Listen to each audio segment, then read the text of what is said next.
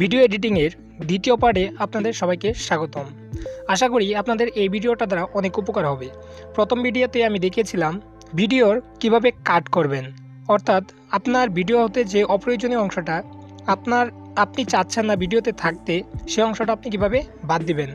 আজকে তা নিয়ে আমি বিস্তারিত দেখিয়ে দেব যে আপনি একটা ভিডিওতে আপনার প্রয়োজন নেই 10 সেকেন্ড অথবা 5 সেকেন্ড, এই অংশটুকু আপনার ভিডিওতে প্রয়োজন নেই, কিন্তু সেই ভিডিওর অংশটুকু আপনি কিভাবে কেটে বাদ দিবেন আপনার ভিডিও হতে।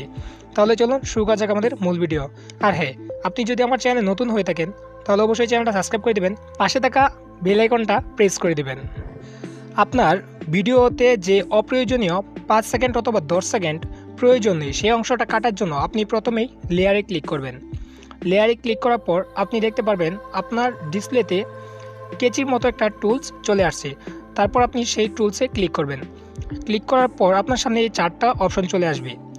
আমি গত পর্বে দেখিয়েছিলাম এই 4টা টুলস দিয়ে আপনারা কিভাবে video left side, right side এবং মিডিলে কিভাবে ছবি বসাবেন এবং কোন অংশটা কাটবেন এবং কিভাবে কাটবেন। আপনার একটা ভিডিওতে 5 সেকেন্ড বা 10 সেকেন্ড কাটার জন্য যে কাজটা করতে হবে সেটা হলো, আপনি ভিডিওতে এই যে কাটসাপটা আছে, আপনি সেই কাটসাপটা আপনার সেই অংশে রাখবেন যে অংশটা আপনার প্রয়োজন নেই। ধরেন মনে করেন যে আমার এই অংশ থেকে 5 সেকেন্ড আমি কেটে বাদ দেব। তার জন্য আপনি প্রথমে স্প্লাইট অ্যাট প্লেট এটাতে ক্লিক করবেন। এটাতে ক্লিক করার পর দেখতে পারবেন আপনার যে ভিডিওটা, সেই ভিডিওটা দ্বিখণ্ডিত হয়ে গেছে এবং সেটার মধ্যে চিহ্ন এসেছে প্লাস। তারপর আপনার এখানে মনে করেন 5 সেকেন্ড প্রয়োজন নেই, তারপরে আপনি কাটসাপটা এখানে রাখবেন। কাটসাপটা এখানে রাখার পর আপনি লেয়ারে ক্লিক করবেন। লেয়ারে ক্লিক করার পর আপনি আবার কেচি নামক সেই টুলসে ক্লিক করবেন এবং স্প্লাইট অ্যাট প্লেট এটাতে ক্লিক করবেন। এটাতে ক্লিক করার পর আপনি দেখবেন সেই অংশটা আবারও দ্বিখণ্ডিত হয়ে গেছে।